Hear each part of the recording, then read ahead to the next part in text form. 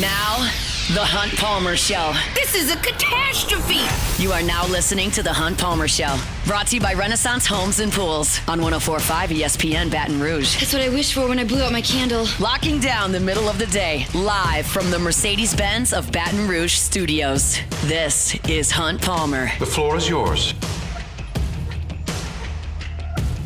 Welcome in. Hunt Palmer coming to you from the Mercedes-Benz of Baton Rouge studio downtown in the capital city on this Wednesday. Means are brought to you by Renaissance Homes and Pools. Got Jordan Kitchens, Cassie Spazzali back there on the ones and twos. Fired up, you're with us here about half the work week in the rear view mirror in 15 minutes. JD Pickell, host of the Hard Count on 3 Sports, with us in his normal Wednesday slot. Got a couple guests coming up in the second hour as well. Sonny Shipp's going to join us an hour from right now. He's, of course, with the folks at 24/7. And LSU appears to be zeroing in on a quarterback in this upcoming class. That this group is going to be juniors this coming year, but for the following year. There are, of course, 3 that LSU's been very, very much pursuing. Elijah Haven right here in Baton Rouge, and you got Houston up there at Evangel, and you got Colton Nussmeier over in Texas. We'll get Sonny's thoughts on all of that. Plus, Darius Gray set to make his announcement coming up on Friday, so I want a preview of that with Sonny coming up at 2 o'clock. And then Bob Przybylo is going to be with us at 2:30. He covers the Oklahoma Sooners for Sooner Scoop. Want to talk a little bit about LSU's season-closing opponent in the bottom of the second hour. So we'll do all of that on today's show. We'll start things the way we do every single day with our Genesis opening drive. It's time for Hunt's opening drive, presented by Genesis of Baton Rouge. So I did a little piece over at LouisianaSports.net this morning. It's been up for free there today during the workday. And it was LSU's 5 most indispensable players for this year. You can read this either way you want to read it, depending on how you're wired. If you think that this is a big old jinx of a story, you can just choose to say these are the 5 most important guys that LSU has that are going to be really good for them this year. If you want to take it kind of literally the way that I put it, I'm just saying, well, if you miss some time here, they're like, who are the guys that are going to be the most difficult to replace? And that was the point of kind of putting the story together. Before I get into the rankings 1 through 5, I want to be very clear about this up front. This team has got a ton of depth. And there are a lot of places on this roster where I think a hiccup here with an injury there, you're just going to keep on rolling. I don't think there's a single wide receiver that LSU just simply cannot replace on this team. I don't want to lose 3, but I don't think there's a single wide receiver that LSU just cannot do without. I feel the same way when you look at LSU at defensive end. Like, there are some different skill sets there. I think Patrick Payton and Jack Pyburn are a little bit different. I think Gabe Relaford's a little bit different. But I think you've got 4 guys there that you feel really good about. If one of them had to miss a month, like, you would be okay. There is depth like that all over this roster. There are a couple of places where I think there would be a pretty precipitous fall off, and that's kind of what I wanted to get into with the meat of this piece on LouisianaSports.net. Number 1 on this list is very obvious, but I am going to point it out. It is Garrett Nussmeier, the quarterback. There are very, very, very, very few teams in college football that can handle their quarterback going out. There are no teams in college football that return a quarterback who threw for more yards than Garrett Nussmeier last year. So this does not make LSU some sort of outlier. It doesn't make LSU have some sort of weakness at quarterback. In fact, you've got a guy as your backup that started 8 games in the SEC last year. That's pretty rare too. But I would suggest if Garrett Nussmeier had to miss 3 series, if he had to miss a week, if he had to miss a month, you would have to change the way that you run your offense. Michael Van Buren right now is not capable of running the offense that Garrett Nussmeier pilots to this point. You would have to change some things up to keep Michael Van Buren comfortable. That would be a huge drop-off in my estimation. That's the number 1 most indispensable player on this team is Garrett Nussmeier, and quite frankly, that's going to be the case for most of the teams you look at in college football. You lose your starting quarterback, you're probably in some trouble. But if you go to number 2, I gave this some thought, and I do know what the depth looks like behind him, but I'm not ready to explore it in full. That's Whit Weeks. Whit Weeks was second in the SEC in tackles last year. He's big. He's really fast. He's got good instincts. He's tough. His motor's high. He's a leader on the team. I don't really want to go out there with West Weeks and Tylen Singleton playing the middle of the defense. That's not something I'm super interested in at the moment. So to me, he comes up at number 2 on this list. I think Witt's going to have an awesome year. I am not concerned with the fact that he did not practice on Friday and did not practice on Monday. I truly think they're just taking it easy with him. He's a veteran. He's been now in this system with Blake Baker for a couple of years. Like, I think that he's okay from that perspective. I think he's indispensable for LSU at this point in the middle of the defense. So Nussmeier at number 1, Whit Weeks at number 2. Number 3 is a newcomer. Number 3's never started a game at LSU, and I feel strongly about number 3. It's A.J. Halsey. A.J. Halsey is, in my estimation, a difference maker on this team in every sense of that cliche. I think he's going to make a huge difference in LSU's run defense. I think he's going to make a huge difference in LSU stopping the big plays, and I think he's going to make a huge difference making some plays on the football down the field. He led the Big 12 in interceptions last year. He was the Big 12 newcomer of the year before that. He was a stud as a freshman at New Mexico. Y'all saw this on Twitter. It's just a little interesting happenstance yesterday in the Palmer household. Myers is on a bit of a kick where he wants to watch football highlights. So I put LSU YouTube highlights up on the TV, and he loves to watch them. And I put on Jaden Daniels highlights because it was a long video. You might imagine Jaden Daniels had a lot of highlights at LSU, and I've watched all these games from last year 50 times, so we just went to Jaden. And there's a portion of Jaden's first year as a starter where LSU plays New Mexico in Tiger Stadium.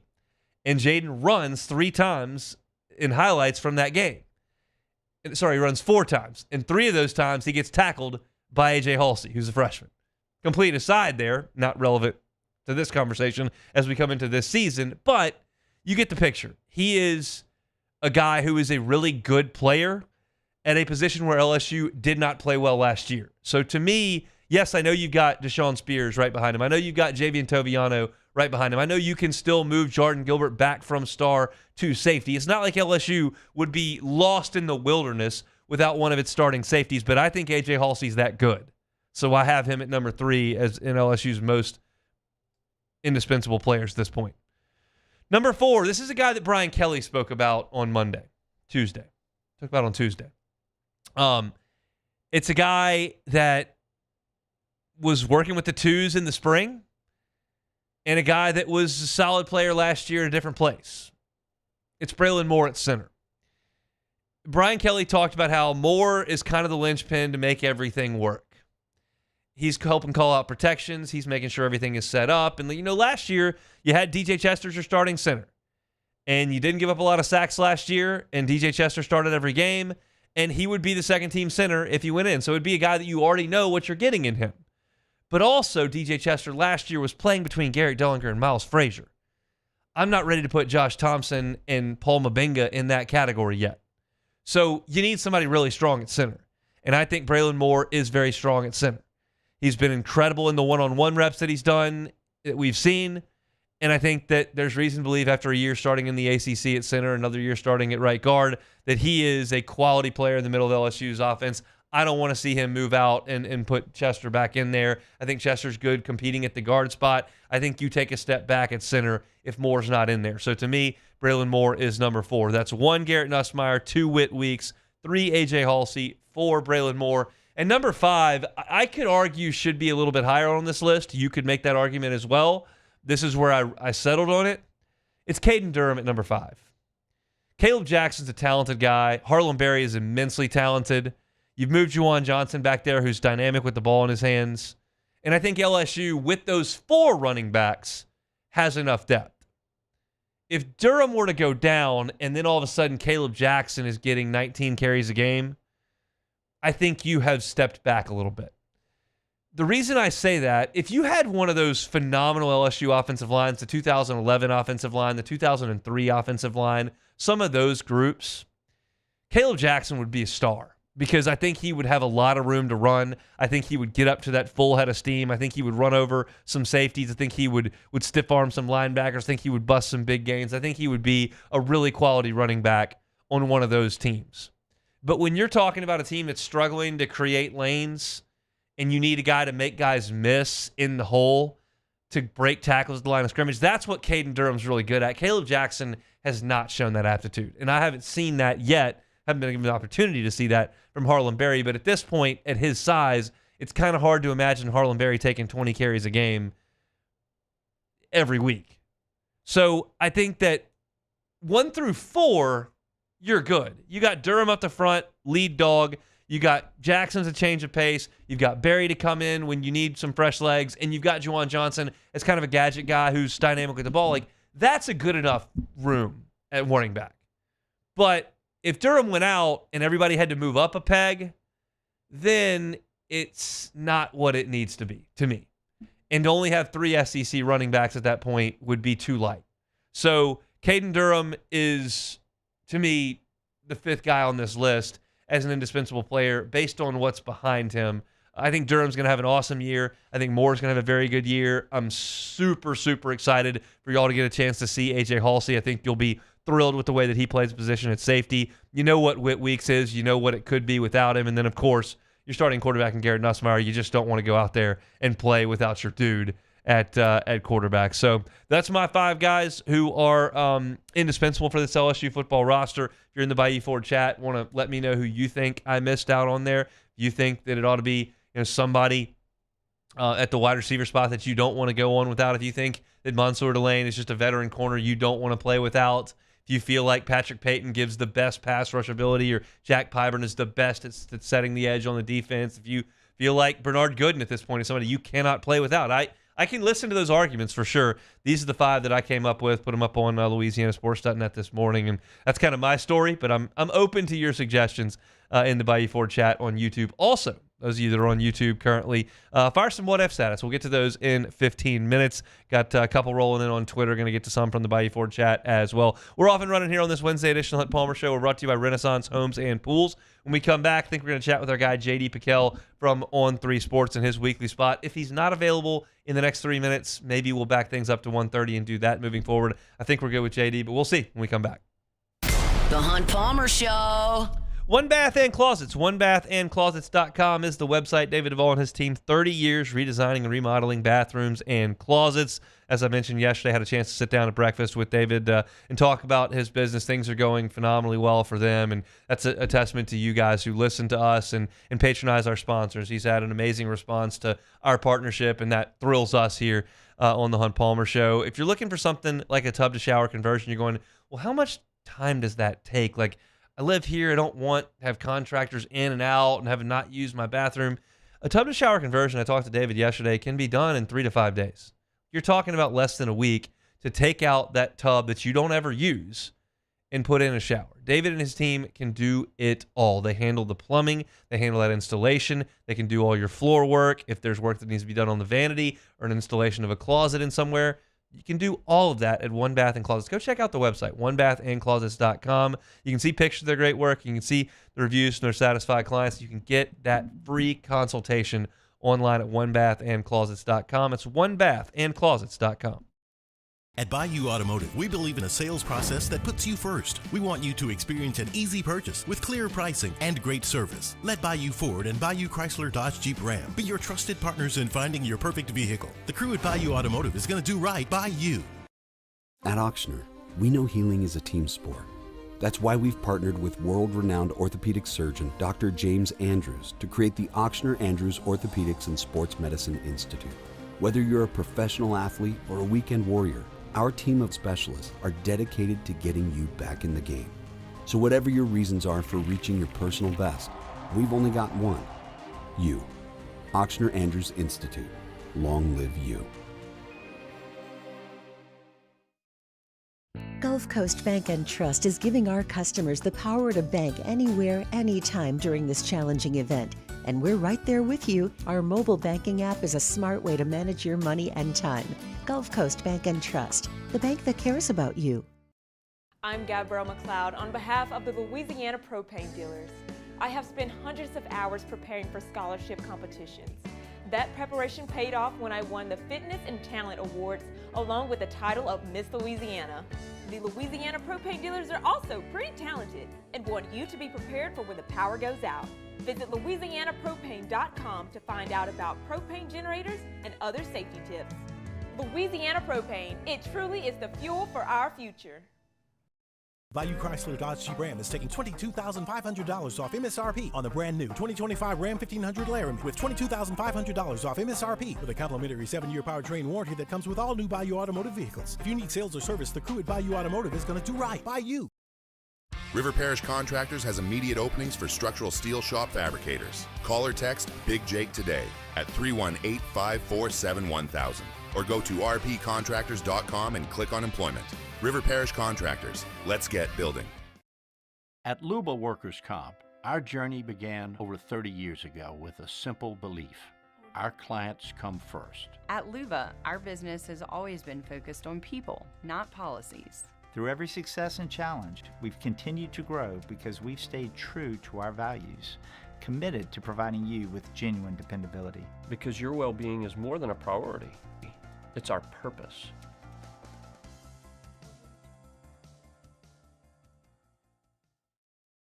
Family owned and community driven. Service Chevrolet Cadillac, a legacy you can trust since 1972.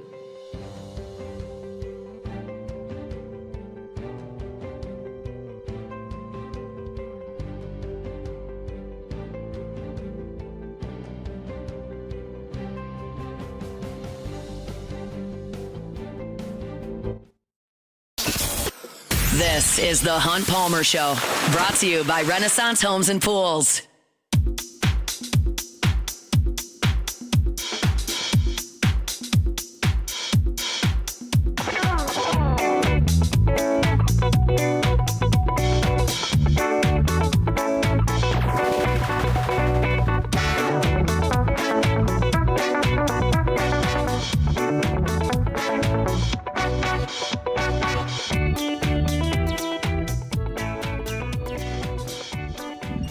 Wednesday shows brought to you by Renaissance Homes and Pools. Love telling you about Renaissance Homes and Pools. My guy Joey Blanchard been helping folks in the Baton Rouge area for a couple of decades. Dozens and dozens and dozens of folks in Baton Rouge have trusted Joey Blanchard and the folks at Renaissance Homes and Pools to put in the pool of their dreams. If you still want to make that happen, getting late in the summer at this point, we realize that, but that doesn't mean it's too late to make that phone call. You can customize a pool however you would like it done. If you are looking for a cocktail pool that's short, you just want to jump in and cool off and have a beverage, that's fine. If you got kiddos, grandkids, want to make sure that it's comfortable for them, do that as well. Joey's got experience with all of that. If you have no idea what you'd like to do, but you just know you'd really like to put a pool in, Joey can help you every step of the way. And the beauty of working with Renaissance Homes and Pools is you know that you're dealing with the owner of the company from start to finish. Joey will be there for the consultation.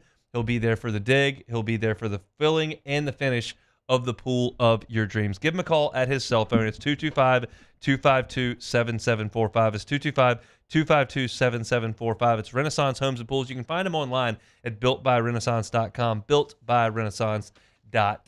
Chugging right along here on a Wednesday edition of the Hunt Palmer Show. Reminder, a lot to do in the second hour today. A couple of guests that I'm excited to chat with. We'll hear from Sonny Shipp from 24/7 talking LSU quarterback recruiting. And then Przybylo covers Oklahoma for Sooner Scoop. He's going to be along to talk about Brent Venables' team with John Mateer, brand new offensive coordinator, and Ben Arbuckle. And LSU's going to play at Norman in the final game of the regular season. Could be a monster game for both programs. So excited to chat with Bob Przybylo in the second hour about the Oklahoma Sooners.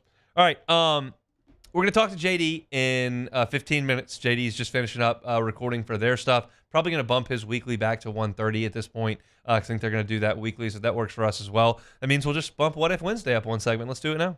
Time, space, reality. It's more than a linear path. Where a single choice can branch out into infinite realities. Follow me and ponder the question, what if?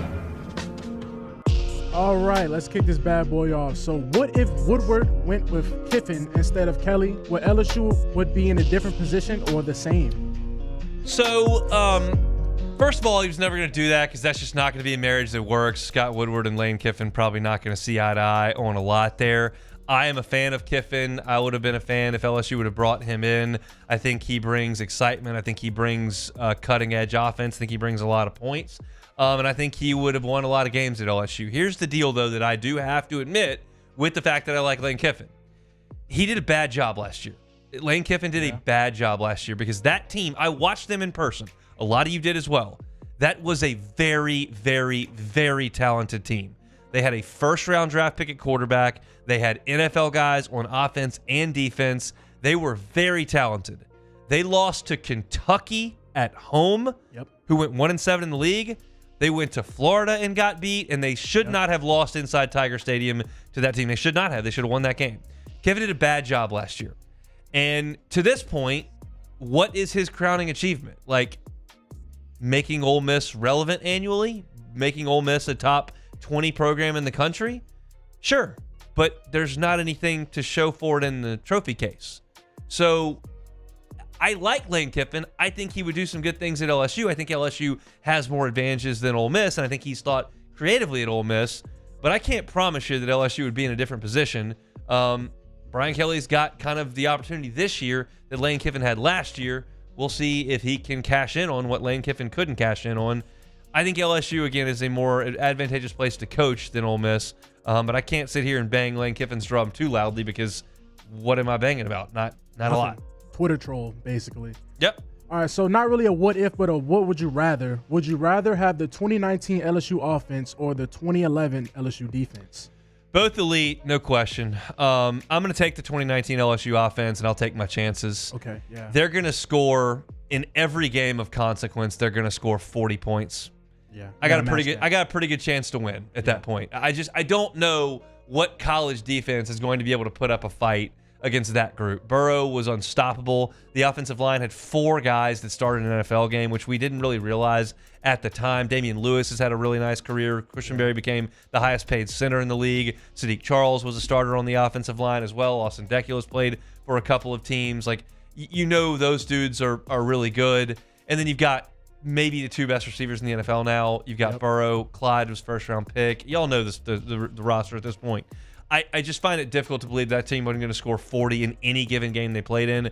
That gives me a good shot. Now, that 2011 defense, I like. I can still go up and down that defense. It was my first year, quote-unquote, on the beat. I covered that team for BBI. It was awesome, and I loved watching that team. But I'll take an auto 40 and take my chances every week. Outscores. That's how it should be. So what if LSU would have gone with Jarrett Lee in the 2012 title game? We've done this one before. It's probably been well over a year. But I'm passionate about this answer. It wouldn't have made a difference. Jarrett Lee played against Nick Saban in 2008 and threw a bunch of picks. And he played against Nick Saban in 2011 and threw a couple picks. He was terrified of that pass rush and was not capable of processing information and getting the ball where it needed to go. It wasn't like, they had Ruben Randall, who was great, and they had freshman Odell Beckham, who was a good player. But they weren't going to just spread the field out and chuck it around with Jarrett Lee. He had 6 quarters and some overtimes against Alabama. I realized the first time was as a redshirt freshman.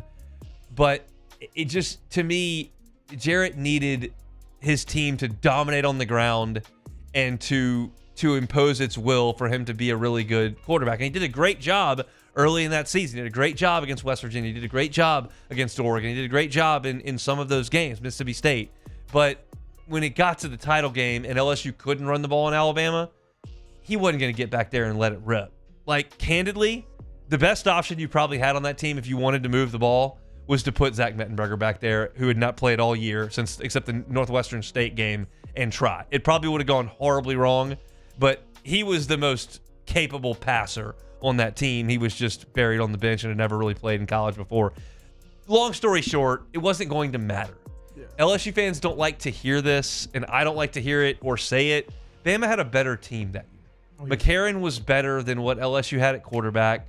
The defenses were what and what, and LSU and Alabama had better coaching, much better coaching. So you were going to lose that game. You were fortunate, played great, got a couple of breaks, and won the game in Tuscaloosa. That should have been the end of the discussion. It wasn't the end of the discussion, but it wasn't going to change in the Superdome. I remember vividly, before that game, I was in the French Quarter with my parents at a tailgate party. I had my work clothes on, my backpack ready to go to the Dome to cover the game.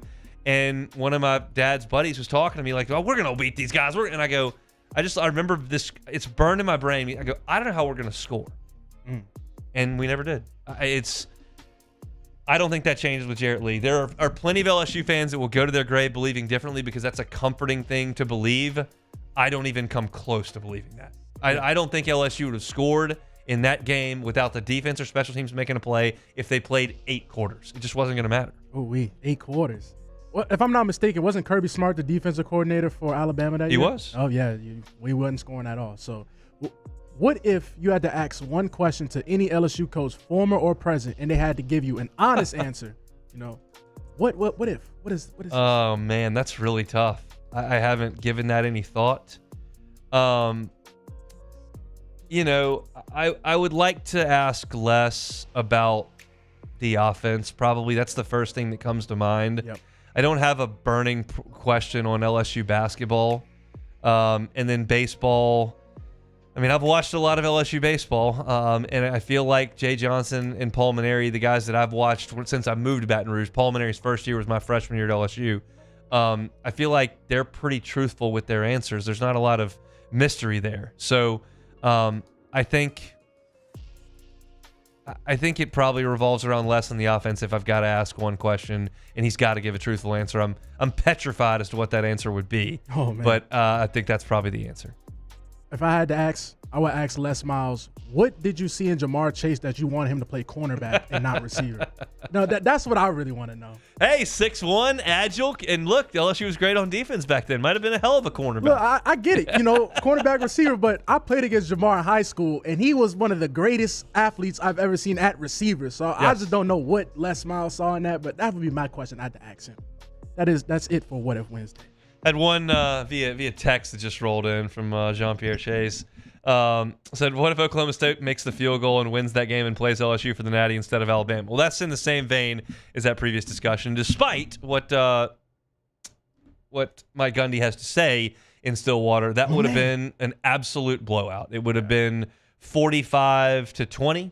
It would have been a very comfortable fourth quarter for LSU. They would have annihilated them like they annihilated a really good offensive team in Oregon, like they annihilated the Orange Bowl champs in West Virginia, like they annihilated a really talented offensive Arkansas team that came to Tiger Stadium. LSU would have destroyed that Oklahoma State team. LSU and Bama were running laps around the field that year. It's beyond an argument. Mike Gundy would sit here, and a lot of Oklahoma State fans keep saying Oregon State. Oklahoma State fans would like to believe that, kind of like LSU fans would like to believe if they changed quarterbacks in that game, it would have gone differently. Yeah. Oklahoma State was just like that Oregon team, was just like that West Virginia team, was just like that Arkansas team. They were a high-flying offense that was weak at the line of scrimmage and couldn't play defense, and LSU would have annihilated them with as physical as they were and as many pros as they had on defense. Yes, they would have completed some passes. Geno Smith completed some passes. Oregon scored some points as well. Arkansas got a 14-0 lead. That happens, but that team was inevitable against reasonable opposition, and they would have just wiped the floor in the Superdome with Oklahoma State. That's just, no one would ever stand here and convince me otherwise. And I think anyone that's listening to this feels the exact same way. So we can kind of put the 2011 season to bed here with it was a significant amount of what ifs on the 2011 season. But we'll put that aside. We'll chat with JD Pickell when we come back. The Hunt Palmer Show. Genesis of Baton Rouge. GenesisofBatonRouge.com is that website. Every car that is on the lot is online at Genesis of Baton Rouge. When I say Genesis of Baton Rouge, you should think luxury because it's a luxury brand of vehicles. It's a luxury experience. It's a staff that's going to treat you that way when you're on the lot. And you don't even have to be on the lot. The beauty with Genesis is they'll do things remotely. If you need to test drive, but you can't make it to Airline at Pickell, that's fine. They'll come to you. One of their brand ambassadors will get you behind the wheel, take you around, lunch break, at home, whatever the case may be. When you make that purchase, you don't have to go sign paperwork at the dealership. They've got digital delivery. They've got e-contracts, all that. They can do it. They can come to you. And then once you make that buy, you don't have to go get your maintenance done on site. They'll come to you, valet maintenance for 3 years. They'll come in, they'll take your car back, they'll do the oil change, they'll do the air filters, they'll do all that, and then they'll bring it right back to you. And while they're doing it, they'll give you a loaner.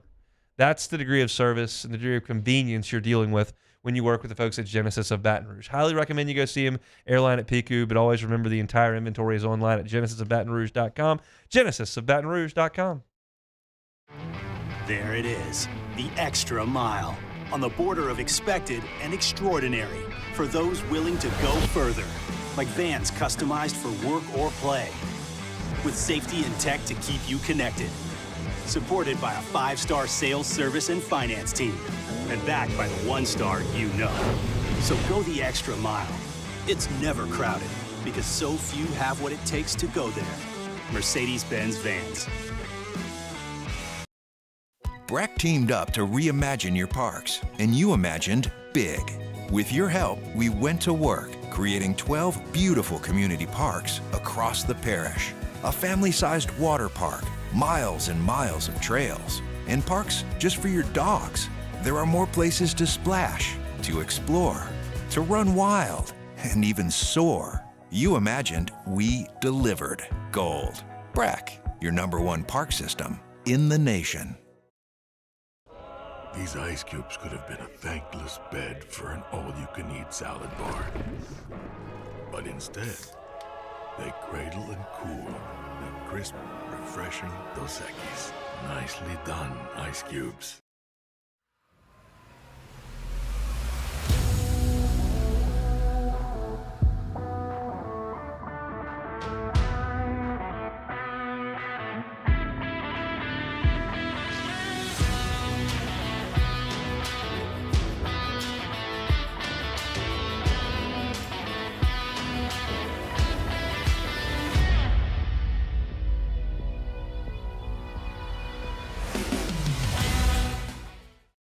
Man, age is just a number. Don't let it dictate how you feel. Goodwood Men's Sexual Wellness has anti-aging services that can help you look and feel your best. Visit yourgoodwood.com and discover a renewed sense of vitality. We typically think of stress as being bad for us. At Our Lady of the Lake and LSU, we are researching how certain types of stress, such as exercise, can be good for our immune health. By studying people under extreme stress, such as athletes, astronauts, service members, and first responders, we're learning how to improve the immune health of everyone. That's the power of research. That's the impact of champions. Together, we roar. At Luba Workers' Comp, our journey began over 30 years ago with a simple belief. Our clients come first. At Luba, our business has always been focused on people, not policies. Through every success and challenge, we've continued to grow because we've stayed true to our values, committed to providing you with genuine dependability. Because your well-being is more than a priority. It's our purpose. You're listening to The Hunt Palmer Show, brought to you by Renaissance Homes and Pools.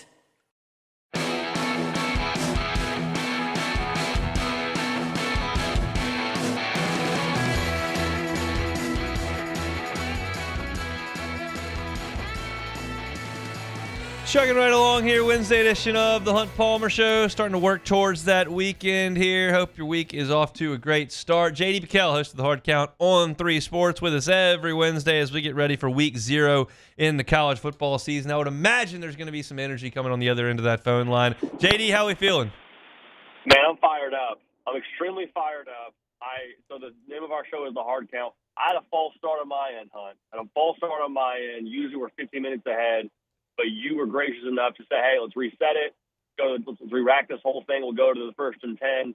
And you waived off the penalty. So I appreciate you for that. I'm so fired up for a new season. Great to hear your voice on the other end of this call. Notre Dame named a quarterback. What do we know? We don't know anything. And I'll say this, too. I don't think that thing's actually over. I know we named a starter from social media. We put out the QB1 graphic. I would be very surprised if C.J. Carr goes out there against Miami, throws a couple of picks, they lose the game because of those turnovers, and it's like, yep, he's our guy. Because the interesting thing about their quarterback situation is if it doesn't go right against Miami, they got a full week and then another week. They got a full week and a game week, bye, and then they play A&M to make a switch and make a pivot. And, Hunt, to be honest, everything I was hearing out of South Bend was, hey, like, Minchie looks the best. Hey, Minchie makes this offense go. Hey, C.J. Carr makes too many mistakes. That was the buzz I was hearing. I was fully prepared for it to be Kenny Minchie.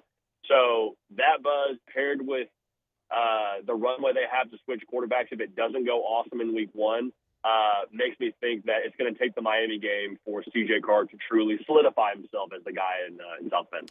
I did not think Mike Denbrock asked Riley Leonard to do very much last year. When I watched Notre Dame, it was a lot of safe stuff. It was a lot of run the ball with maybe the best running back in the country, and their defense was great. Are they going to have to ask their quarterback to do more this year, or are they still in a position roster-wise to try to run it and play defense? I think they will need to ask him to do more throwing the football downfield, like what you just said. Like, I think the receiver room is just too good to have them be a bunch of Jimmys and Joes that do 3.5 quarters of cardio and catch some footballs now and then during the game to get back to where they want to go. Like, as much as Riley Leonard probably left a lot to be desired as a passer, he still ran for like 900 yards and 17 touchdowns on the ground. So, like, if you're telling me that's not going to be C.J. Carr's bag, there needs to be something down the field that's of substance offensively, which I guess is the reason why they went with the C.J. Carr, is what I'd have to believe. But I think one way or another, there will be the quarterback run game in there with Kenny Minchey. I think he'll have a role even if he's not the guy. But to answer your question directly, got to have more offensively for Notre Dame this year. Got to be more dynamic offensively, and especially that first 2-week stretch with Miami and then A&M.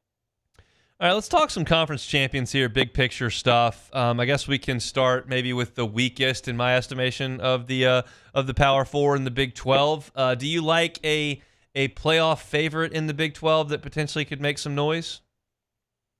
I just think it's funny how everyone's gone about the Big 12, huh? Like the powers that be and like the media day for the Big 12 just said, no, we're not doing a Big 12 media poll preseason. We're not doing it because we did this last year and y'all picked the team to finish last and actually won the conference. So, like, if there's somebody that can make money on betting the Big 12, let me know after the show and we can get together.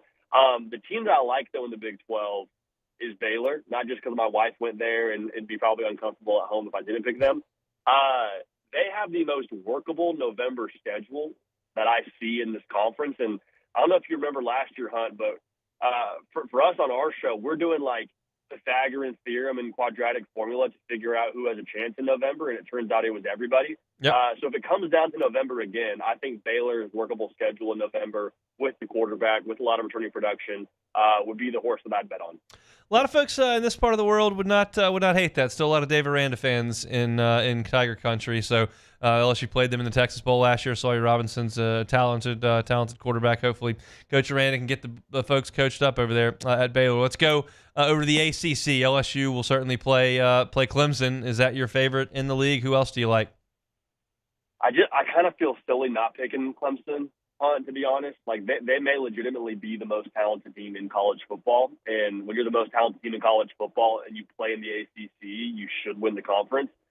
My comp for the ACC, though, outside of Clemson is kind of like, you ever watch The Bachelor, Hunt? Yeah. Like, and this is not, trying to incriminate you in watching a show like The Bachelor, but like it amazes me. The first episode, they talk to each other for 15 minutes. They're like, I think I'm in love. Like, they talk themselves into it so quickly. I'm kind of like that across the ACC outside of Clemson. I can talk myself into Pitt. I think Cade Bell is one of the best young OCs in the sport. They were like 7-3 with Eli Holstein healthy, their quarterback a year ago. I can talk myself into SMU. So a lot of teams I can talk myself into, but I think stars matter too much, and the teams that have recruited the best and have the best rosters are Miami and Clemson. And I think those are the two teams that play for the title, and I think Clemson wins the conference. How do you feel about Carson Beck? It's interesting because the national perception of him and his statistics don't really match up. Where do you lean on that? I lean on it more being a Georgia problem than a Carson Beck problem that Carson Beck played a role in. I mean, leading the country in drops, everyone beat that stat to death, but I mean, that poor horse will do it one more time. You lead the country in drops, and you can't run the football. It's a lot harder for me to point the finger at the quarterback and say, hey, this is on you. Now, I think he did not handle the lack of complementary pieces around him all that well. Like, I think he started to force things a lot, and that got Georgia and himself in trouble quite a bit. But I think that overall, like, ability-wise, I don't have any reservations around Carson Beck. And I think he'll be a first-round pick when it's all said and done at the end of this year. The question is there enough around him on the defensive side for Miami to where they can be a team that gets over the hump and makes the playoff? I have reservations there. We'll go to the Big Ten, but first, just random that I was thinking while you were talking about Miami and their talent. How do you handicap Miami and Florida in Miami in a month's time?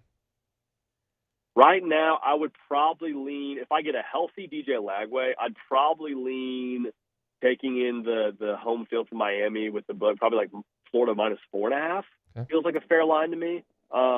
Is there an early line on that out right now that you see? I'm sure there is one, but I don't know what it is. But that would suggest you think that Florida's probably a touchdown better than Miami on a neutral field. Do you feel that way? I think so. Yeah, Okay. I think so. I mean, Florida. It's so funny. Like, I don't think anybody's out on Florida from a roster level. Everyone's just so out on their schedule, which is a big reason why I'm like, hey, I know that you've waited a long time, Florida fans, to be back to the top tier in college football, but like 8 or 9 wins this year. You really want to blow up the roster and fire Billy Napier and say DJ Lagway, like put him at a crossroads to come back at Florida or hit the portal and play for somewhere. Like, I don't love that idea. So Florida fans hate hearing that, but I think that the roster is really one of the better rosters in the SEC and honestly probably college football with how talented they are. They just have the squid games for their schedule. We talked a little Big Ten last week. Oregon ran the table last year. They got some turnover, especially at quarterback. Ohio State's obviously always talented, and they've got turnover at quarterback as well. How do you handicap the Big Ten this year? I still think Ohio State is the team to beat from a talent level. I say still just because they won the national championship, even though they didn't win the conference last year. It's really interesting because Penn State, like I'm sure you've heard this ad nauseum, everyone's saying this is the year. This is the year. They brought everyone back. It's just like Ohio State and Michigan, except for it's like, well, yeah, I guess it's kind of like Ohio State and Michigan, except Ohio State and Michigan had like a guaranteed double-digit amount of draft picks. Like, I like Drew Aller. I don't know if I love Drew Aller. I would put Ohio State as the favorite. I'd put Penn State probably at 2. I'd put Oregon at 3. I'm not sure what it actually says right now on any given book. I would say this, though. I think that Oregon is being massively overlooked in this whole discussion. I think that they are, this is what I said last week, I think, when we were together, like less proven, sure, less talented. I don't buy that. 2 top 10 recruiting classes, 2 top 5 portal classes in the last 2 years. Like, I think they're still teaming with ability, and I still think they're in the top echelon of the Big Ten as well. So I will go ahead and say Ohio State wins the conference, but I think you get 3 in there from that conference to the playoff between Oregon and Penn State as well. Let's go to the Southeastern Conference. Feels like the top 4 is generally a consensus with Texas, Georgia, Alabama, and LSU. Do you feel that way? I do feel that way. I think that 5th spot gets really intriguing to me as to, like, do you like what we just said about Florida? Do you like in Oklahoma? I think we get 5 teams in from the SEC this year, Hunt. I think what Georgia is this year is so interesting because I think if you're fading Georgia, this is probably the year to do it, right? I mean, new quarterback. It didn't really look all that Georgia-ish a year ago with, what they were on defense. But the more that we sit with it, we did a segment on our show today, things that as the season gets closer, the things that maybe you're feeling less settled on. I didn't have Georgia in my SEC title game when we did our preseason predictions. I mean, they've played it in 7 of the last 8, yeah. The one being during COVID. And like, am I really thinking that a Kirby Smart football team that's got a chip on their shoulder, that's got all that talent, like they're really not going to play for the conference title? I mean, I'm living with my pick of LSU over Texas, but just not even having Georgia in that game feels a little bit dangerous. I like to live dangerously, but that's kind of how I feel right now.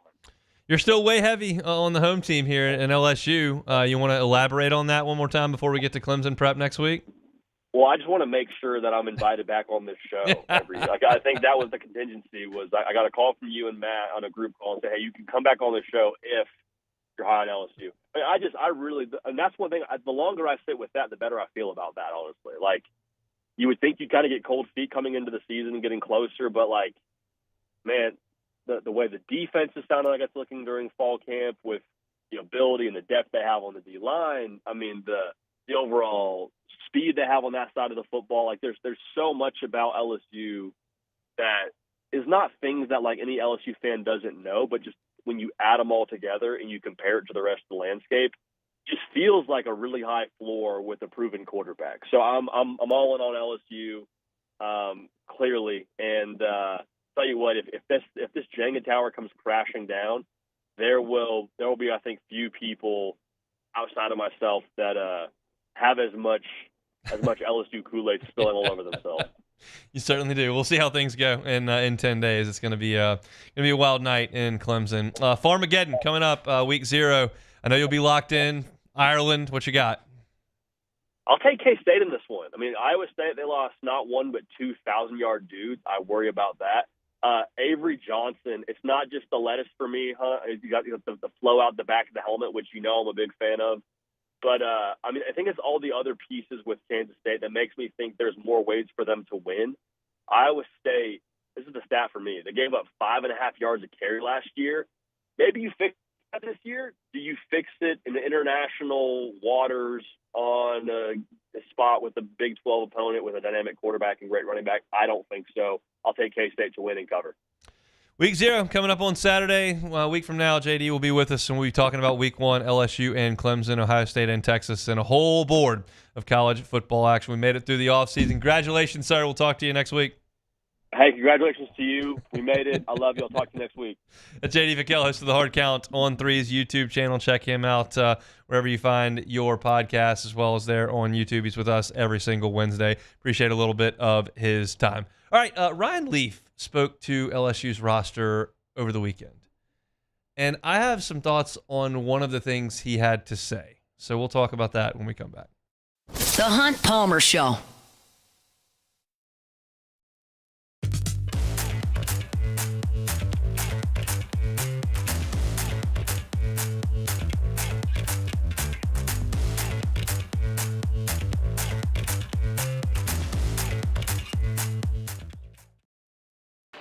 When it comes to industrial construction, River Parish Contractors can do it all. Mechanical, structural, custom fabrication, specialized welding, and turnaround services. Strategically located in between Baton Rouge and New Orleans, we have the local team with the experience and commitment to safety to manage the most complex industrial projects. Period. Here's the deal. Partnering with us means your project is delivered on time, on budget, and most important, safely. River Parish Contractors, let's get building. These are the luckiest ice cubes in the world. They could have been a thankless bed for an all-you-can-eat salad bar. But instead, they've been called upon to cradle and cool a crisp, refreshing Dos Equis. Looks like the lucky just got luckier. Dos Equis. Breck teamed up to reimagine your parks, and you imagined big. With your help, we went to work, creating 12 beautiful community parks across the parish. A family-sized water park, miles and miles of trails, and parks just for your dogs. There are more places to splash, to explore, to run wild, and even soar. You imagined, we delivered. Gold. Breck, your #1 park system in the nation. ED, low T, or simply seeking to optimize your health and performance? Goodwood Men's Sexual Wellness offers a range of discreet services to address your specific needs. We empower men to reclaim their health and confidence. Visit yourgoodwood.com. When it comes to choosing energy for your family and your home, make the smart choice with natural gas. You can count on efficient and affordable natural gas to keep you comfortable and reduce your environmental impact to help protect our planet. Together, we're fueling our energy future. Atmos Energy. We came up with the idea of auctions in August. Gulf Coast Bank does all the work. We display the item, we prominently feature it in social media, on our website, but we do it because it's the right thing to do for the community. It's not just a game, it's a religion. You've got your team colors, team swag, and now your very own website. LouisianaSports.net. Everything LSU, Saints, and Pelicans. Sports on demand. In-depth coverage by sports writing pros with continuously updated news. And with the LouisianaSports.net newsletter, you get pinged directly with top trending stories. Best of all, now and always, no paywall. It's free. LouisianaSports.net. Powered by 104.5 ESPN Baton Rouge. Your home for Louisiana sports.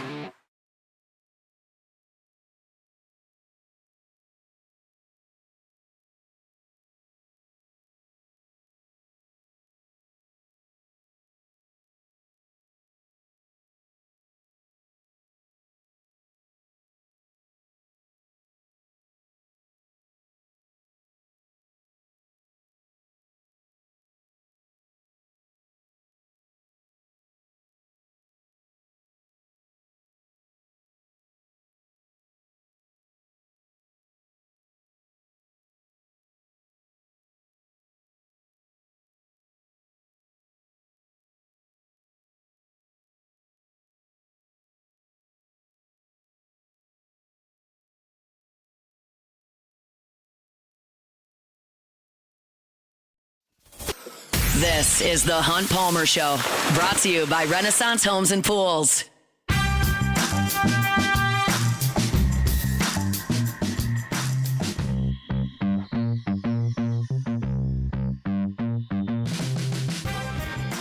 Wednesday shows brought to you by Renaissance Homes and Pools. Looking for the pool of your dreams? Contact my guy Joey Blanchard and Renaissance Homes and Pools. You can find them online, builtbyrenaissance.com, builtbyrenaissance.com. Ryan Leaf, of course, y'all familiar with Ryan Leaf, Rose Bowl quarterback of Washington State, second pick in the draft, and is known as one of the biggest busts in the history of the National Football League. Dealt with an addiction issue as well, and has come out on the other side of all of that and has become a motivational speaker and has become a successful contributing member of society despite the issues that he had on the football field and then right after his playing career was over. And he spoke with the team, and I think it's a great message that he shared, and LSU shared a significant amount of that message on its social media. There was one thing that I caught in his talk with the team that was shown on social media. And I will suggest that this might be a little bit of an overreaction, but I noticed it, and I wanted to talk about it on the show. So I'm going to have Cassie play this video. This is Ryan Leaf speaking to the team, and after you hear this soundbite, I'm going to bring up the one little part that I caught that resonated with me and made me go, oh, really? We'll talk about that. This is Ryan Leaf with LSU over the weekend. I felt like I controlled everything, everybody. And as a quarterback, you almost feel like you can. You walk into a huddle, you look in the eyes of 10 other men, you look at the teammates around you, and you're committing to them to what you're going to do, and you have to feel like you control stuff. What I'm telling you right now, as my little 7-year-old son said on that video, there are only 3 things you can. That's it. I've looked, I've studied, I've tried to find the other ones. You can't. You can only control your attitude, your behavior, and your effort. And guess what? You may do all 3 of those things amazingly, like the best in the world, and you still be second string. When you wake up in the morning, you can choose to be happy, regardless of situation. You wake up, you choose what your day's going to look like. I don't care what happened last night. And I'm telling you right now, that defense was physical as last night, weren't they? They got after it. And when you woke up this morning, what was the intent? Offense? Was it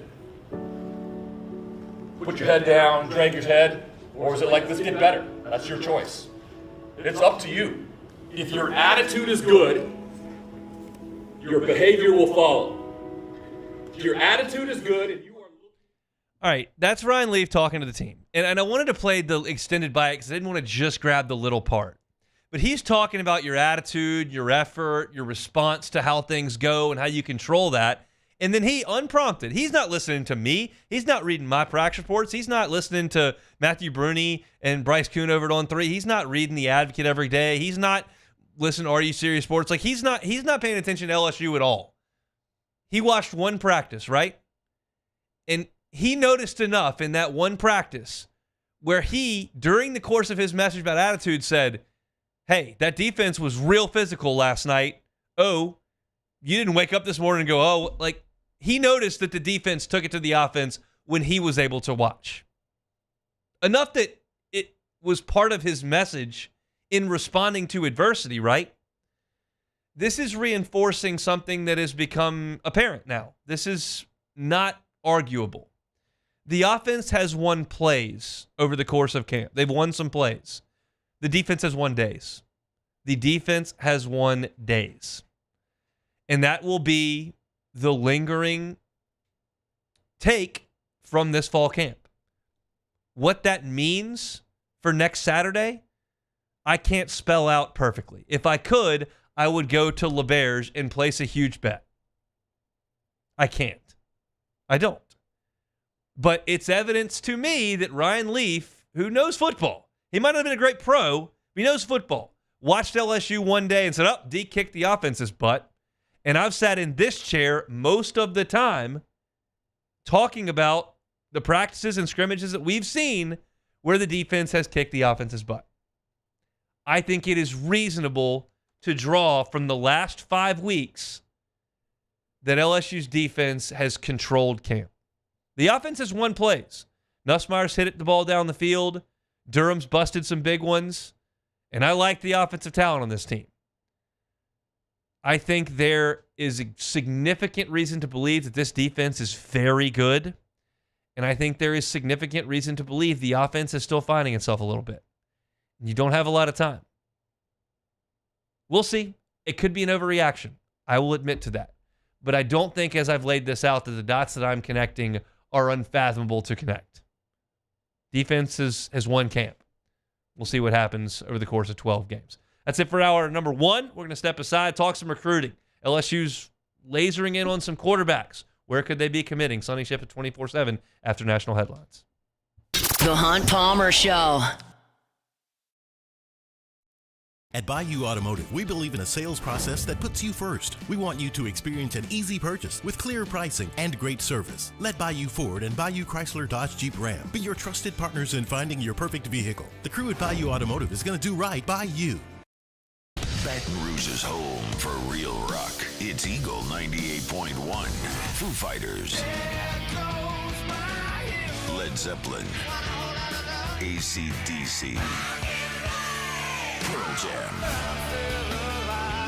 And the flagship home for LSU sports. Take us anywhere with the Eagle 98.1 app. Eagle 98.1 is the rock station. Today, we are shaping tomorrow. We are researching how extreme stress impacts the immune system, from trauma victims to athletes and even astronauts. Our work is leading the way in sepsis treatment, saving countless lives. We're unlocking the mind with music in exciting new ways. Our Lady of the Lake Health and LSU are improving the health of our state. That's the impact of champions. Imagine the impact we'll have on the future. Together, we roar. Hi, this is Beth Serena. Welcome to my pool.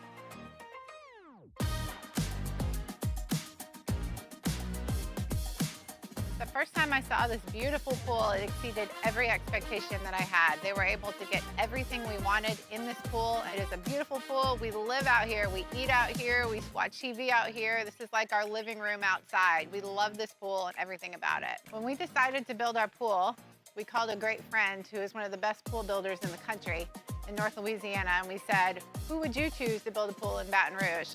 And without a hesitation, he told us Russell Pools. He said their history, tradition of great builds, great pools was unmatched. So of course, who did we call? Russell Pools. The advice I would give to anyone looking to build a pool is first call Russell Pools. They'll do an incredible job. It'll be incredibly organized. It'll be time efficient, and you will have your pool in no time.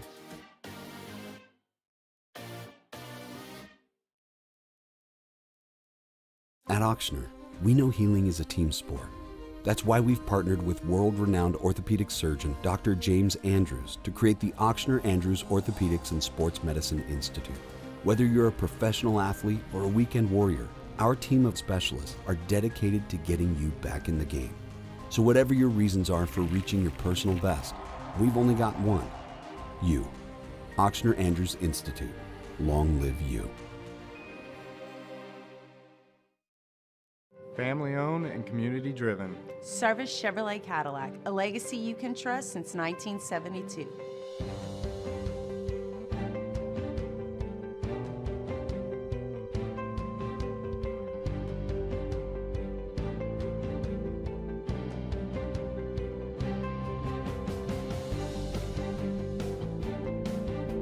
Service Chevrolet Cadillac, our family serving your family. For over 50 years. At Luba Workers' Comp, our journey began over 30 years ago with a simple belief. Our clients come first. At Luba, our business has always been focused on people, not policies. Through every success and challenge, we've continued to grow because we've stayed true to our values, committed to providing you with genuine dependability. Because your well-being is more than a priority. It's our purpose.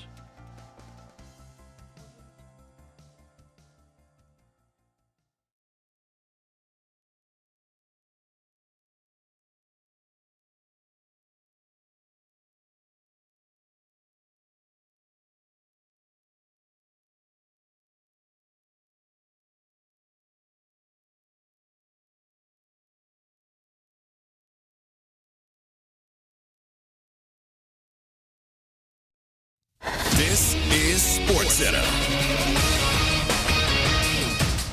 I'm Christine Lisi. World number 1 golfer Scottie Scheffler, heavy favorite to win this week's Tour Championship, final event of the FedEx Cup, plus 160 at ESPN Bet. Scheffler's won 5 times this year. He's finished in the top 10 in 13 consecutive events dating back to March. First player since Tiger Woods to win 5 or more times on the PGA Tour in consecutive seasons. Putting what Scottie's been doing into perspective, ESPN golf analyst Andy North. In my years of doing this, there's been 2 other players that have been able to dominate over a long period of time. Nicklaus and Woods over extended length of time. And what he's been able to do is he is able to make players do things they aren't comfortable doing to try to beat him.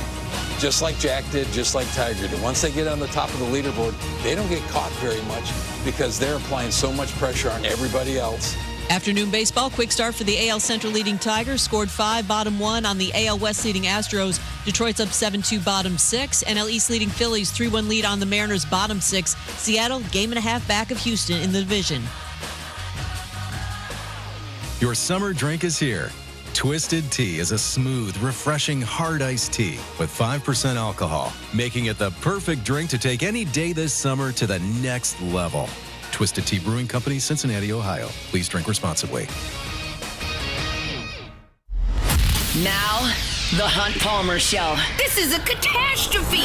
You are now listening to The Hunt Palmer Show. Brought to you by Renaissance Homes and Pools on 104.5 ESPN Baton Rouge. That's what I wished for when I blew out my candle. Locking down the middle of the day, live from the Mercedes-Benz of Baton Rouge studios. This is Hunt Palmer. The floor is yours. Half that work week officially in the rear view mirror. Wednesday edition of the Hunt Palmer Show brought to you by Renaissance Homes and Pools. Got a fast-moving second hour here. Going to talk some Saints Pro Football Focus grades in our next segment. Some of the young Saints really done a nice job through 2 preseason games, according to the folks at Pro Football Focus, so we'll get into a little bit of that. And then in 30 minutes, Bob Przybylo, who covers Oklahoma for Sooner Scoop, going to join us to talk about what's a very, very interesting year in Norman, Oklahoma. Brent Venables, 2 bad years as the head coach. His first year and last year. The one between that was very successful in the Big 12. But you got 2 bad years that are ended at 6 and 7, and that's not going to be acceptable as Oklahoma looks to make this move into the SEC. You got Texas, who already played for the SEC championship game and made the playoff out of the SEC, and Oklahoma seems to be falling behind. They're not going to stand for that very long. So this is a big year, obviously, for Brent Venables, and LSU and Oklahoma will get together at the end of November, which should be a game with a lot of consequences one way or another for both of those programs. We'll talk to Bob coming up in 30 minutes. So remind you, Renaissance Homes and Pools brings you our Wednesday shows. You're looking to build that pool of your dreams. Contact my guy Joey Blanchard at builtbyrenaissance.com. That's builtbyrenaissance.com. Trying to link up now with Sonny Shipp from 24/7 Sports. There is an interesting balancing act, I would say, going on with the LSU staff as far as quarterback recruiting in the 2027 class. You look at that group, and there are 3 quarterbacks that have significant ties to LSU. 2 of them are geographical. Peyton Houston is the number 14 quarterback in the country by 24/7. He goes to Evangel in Shreveport. Then you've obviously got Elijah Haven, who is the number 1 quarterback in the country by 24/7. He's at the Dunham School right here in Baton Rouge. So you've got 2 of the top 15 quarterbacks in the country in state that are about to start their junior season. And then your starting quarterback, Garrett Nussmeier, has a little brother who is in that class as well, who 24/7 Sports has as the number 4 quarterback in the country. So these 3 guys have significant LSU ties geographically and then with a brother, where you feel like LSU is in a position to grab one of the best quarterbacks in the country in that class. But the question is, like, how do you handle this? Because if you take a commitment from one of them, does that scare maybe one that you want more off? Do you have to rank them 1, 2, and 3 and recruit one harder and one as a backup plan and one as your true fallback or safety option? Like, you've got to massage this properly if you're Brian Kelly and Joe Sloan. And that's a difficult game to play. It's almost easier if it's, Leonard Fournette and you just say, okay, we're going to recruit this guy for 4 years in our state, and he's our only option, and we're taking this guy no matter what. And you just go sink all your resources into that. This gives you more options, but as you realize, like, quarterbacks can be a little bit finicky. Oh, you took his commitment? Well, I'm out. I'm going to look elsewhere. But I really wanted you. And then you tell him, well, I don't want your commitment. Give me. And you understand how that can happen when you're trying to court 3 spouses at the same time. It can create some issues. And there have been very little movement on the front of any of those 3 quarterbacks. They just finished their sophomore years. They're going to their junior years. And you feel like, okay, it's going to start to happen pretty quickly here. A lot of times quarterbacks are early commitments. Maybe it's in their junior year. Maybe it's just after their junior year. Perhaps before the start of their junior year. And that's what the industry is starting to believe. You have seen in the last 72 hours, in the last week, some predictions start to flow in about Elijah Haven and Colton Nussmeier. The industry now believes that Elijah Haven is a lean to Florida and could commit to the Gators and Billy Napier at any time. That's certainly not my opinion. That's the opinion of those who are in the know in the recruiting world. Billy Napier did a great job to recruit DJ Lagway. Now Lagway appears the heir apparent to that program and now is a starting quarterback at that program and could be for the next 2 to 3 years. That would set the stage for Haven to come in and perhaps play pretty quickly. That's attractive. Now, he's 6'5", he's 215 pounds. He's got all the tools you look for in a quarterback. And if you're LSU and you think the number 1 quarterback in the nation goes to school 4 miles from campus, like that would be a priority. But it feels like he may be leaning elsewhere. If you're LSU, okay, can you land one of the other 2? And just yesterday, a crystal ball at 24/7 was put in for Colton Nussmeier, Garrett's younger brother, to LSU. Now, Nussmeier, at this point, is a more physical presence, maybe, than his brother. Not literally right this second, but in terms of projection. He's already 6'3", 6'4", which is as tall as his brother. He's already 165, 170 pounds. You figure he's just now starting his junior year of high school, plenty of time for maturation, and he's a really good athlete. He's ranked by 24/7 as the number 44 player in the nation, the number 4 player in the state of, number 7 player in the state of Texas, number 4 quarterback in the country. And Garrett's been a model citizen in Baton Rouge. He's been a really, really good player in his time in Baton Rouge and could write an amazing legacy this year. As Matt profiled on his show 2 weeks ago, like, Garrett Nussmeier could leave LSU as the all-time leading passer in school history. Like, that's a possibility if he has another monster year. And his brother is probably a little bit better athlete than Garrett was at this point. Colton's also left-handed, which is a little bit of a different wrinkle to that. But if LSU could land Colton Nussmeier, even if Elijah Haven gets away, you feel like that's a good job of recruiting. Because at this point, Elijah Haven might win 2 Heismans. He may never start at Florida if he goes there. He may win 2 Heismans at LSU at this point if he decides to go there. And Colton Nussmeier might end up at Texas A&M. I don't know what the future holds. But if we're playing the hypothetical game, which is really all recruiting is, hypothetically, if the industry is correct and Elijah Haven does go to Florida and Colton Nussmeier does go to LSU, and we'll see what Peyton Houston decides to do on the back end of that, I think you feel like if you've gotten one of those 3 guys, that's a good get. I'm not a Elite 11 scout. I'm not in charge of ranking quarterbacks across the nation. That's not my gig. I'm going to lean on the folks that do that to do that. But it feels like if you land one of the top 4 quarterbacks in the country, despite one of them being in your backyard that you don't get, which would generally sound like a disaster, especially on the heels of you having the number 1 quarterback in the country from this past cycle committed to you and not being able to land him, that feels like a disaster. It is certainly mitigated, if not completely alleviated, if you add Colton Nussmeier to this group. So I think that would be great for LSU. I think there are a lot of people that are super high on Peyton Houston. The knock on Peyton Houston to this point is he's short.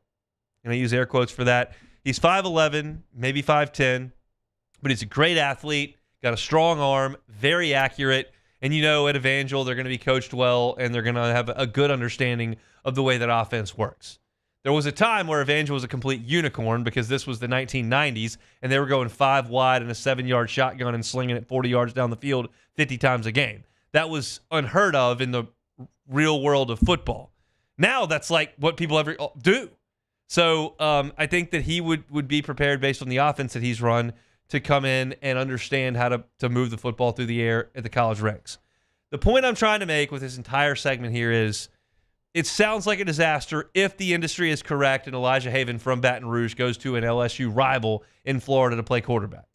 But if you do land Colton Nussmeier, that's a big deal. It would sound like a disaster if Elijah Haven wasn't even on the board and he didn't exist as the number 1 quarterback in the country out of Baton Rouge, and your starting quarterback's little brother was a top 5 quarterback in the country from a state over, and you didn't get him, that would sound like a disaster too.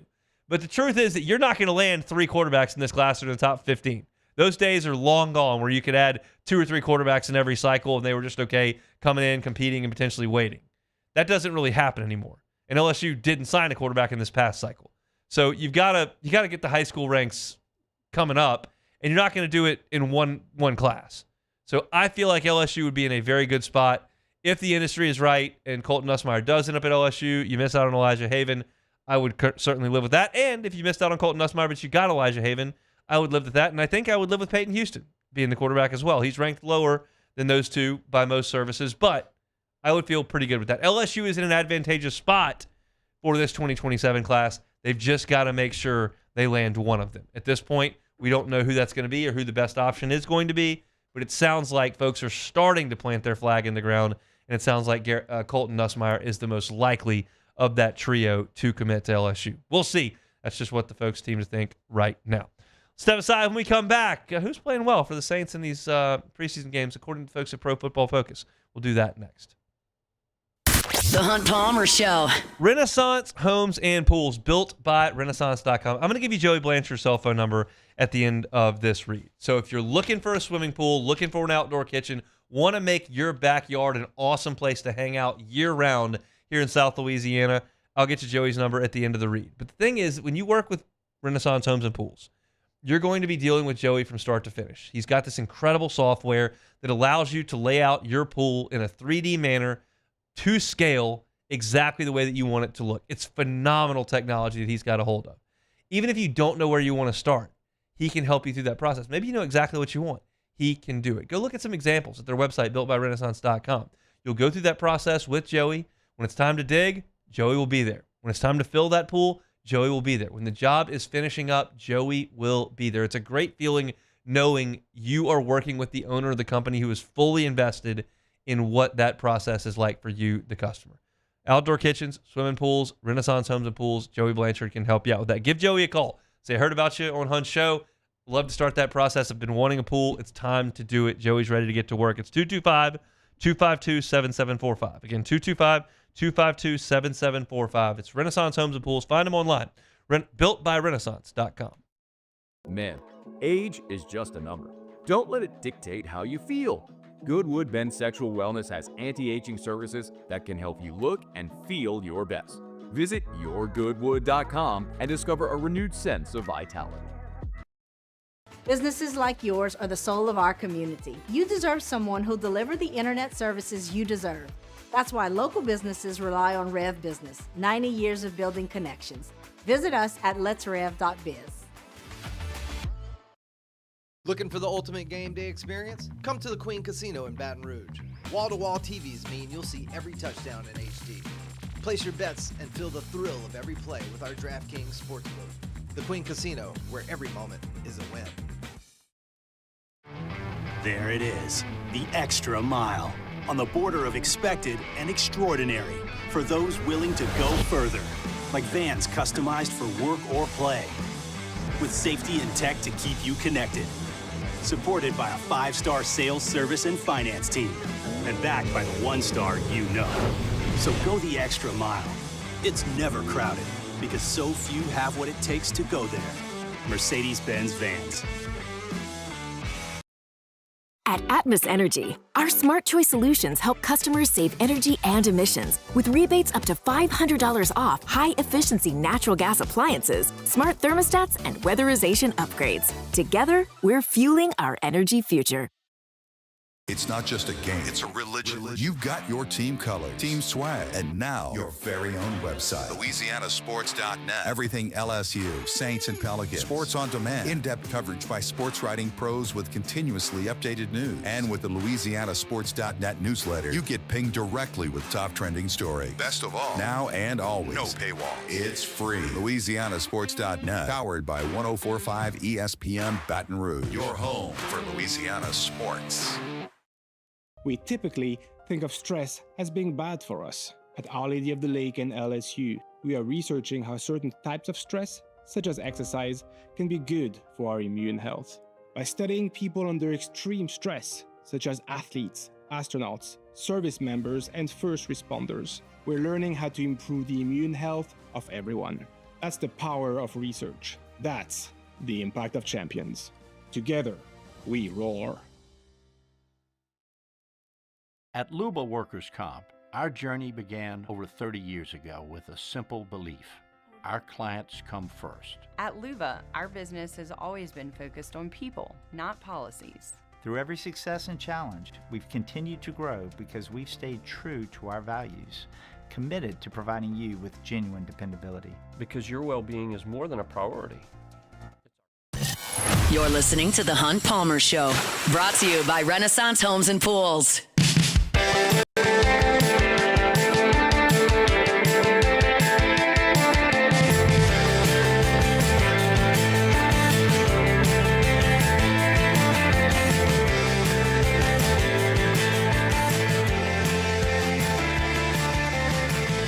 Talk some OU football coming up in 15 minutes. Bob Przybylo from Sooner Stoop going to stop by and chat with us. It's going to be a big one in Norman between LSU and Oklahoma come after Thanksgiving. So we'll talk to Bob coming up next. Let's chat about the Saints. And I want to go through some Pro Football Focus grades at this point. I know that some people love this data. I know that some people kind of roll their eyes at it. I understand that. It's tough to please everyone all the time. But I want to say this. I oftentimes, when I go through the grades for LSU from Pro Football Focus, when Ross Jackson of LouisianaSports.net goes through the Saints grades on Pro Football Focus, very, very, very often, what we see with our eyes on the television copy or in the stadium shines through in the metrics. So I think that it's really rooted in a lot of truth. You don't have to take it as gospel, but it is rooted in a lot of truth. If Pro Football Focus says somebody's doing a really good job, they're probably doing a really good job. If Pro Football Focus says somebody's really struggling, they're probably really struggling. Like, I think that is a reasonable thing to draw. If you don't want to absolutely swear by every number, I get that. I also want to add, for those that don't often look at Pro Football Focus numbers, grades in the 80s and 90s are exceedingly rare. If you're talking about a grade 74, 77, like that's solid work. The bad stuff gets into the 30s and 40s. 50s is pretty average. 60s is pretty average. You get into the 70s, you're doing things pretty well. 80s is exceptional. 90s is almost unheard of. Like, I'm looking at the Saints page right now, and I realize the Saints aren't going to win the Super Bowl this year. The highest grade on this entire page of defense is an 86, and that's Jonas Sanker's tackling, which we'll get to in a second. So that's a perspective on the scaling. If I tell you there's an 83, that's very good. If I tell you there's a 72, that's good work. If I tell you there's a 42, okay, that's a problem. So just so you understand, this is not like school where you really want to get a 96. Nobody gets a 96. That doesn't happen in the Pro Football Focus grading scale. So just to set that expectation, now I want to talk about some of the really encouraging things I have seen with the New Orleans Saints. Like, look at the highest rated defensive player on the Saints team through 2 preseason games. It's Jalen Ford, who you took with a 5th-round pick out of Texas. And he's played 53 snaps. He's done an excellent job on run defense, 80.5, a great grade.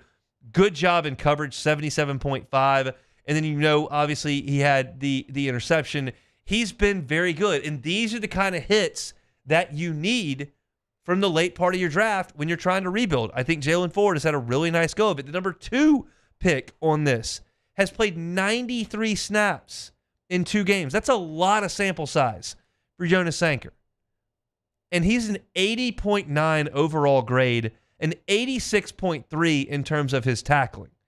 That is a guy in the first year, a third-round pick out of Virginia, a guy that you took. You knew Tyrann Mathieu was aging, didn't know he was going to retire at the time, knew he was aging. You did bring in a free agent at the position, but Sanker looks the part, man. I am excited about what he could be in the secondary. That's a guy that has played really, really good football.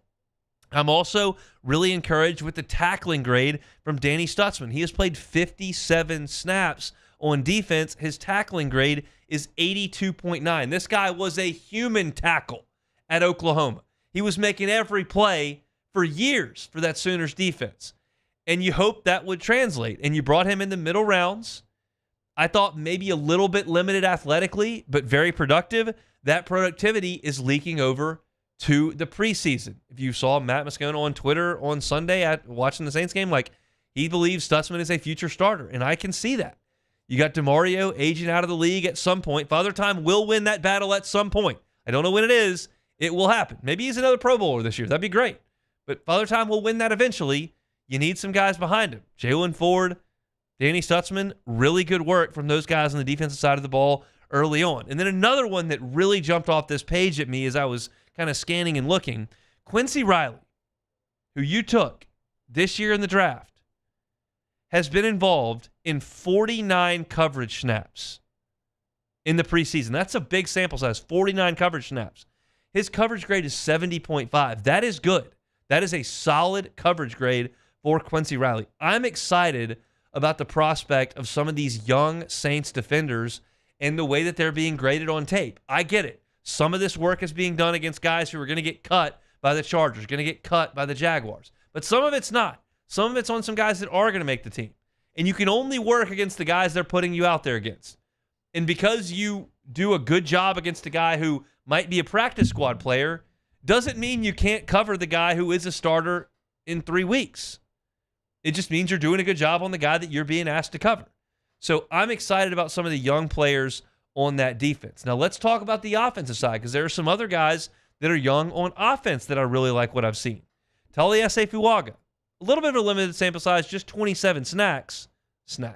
27 snaps. Sorry for an offensive lineman slip of the tongue there. 27 snaps. Run block, 88.9. 88.9. Now, it's only 10 run blocking snaps.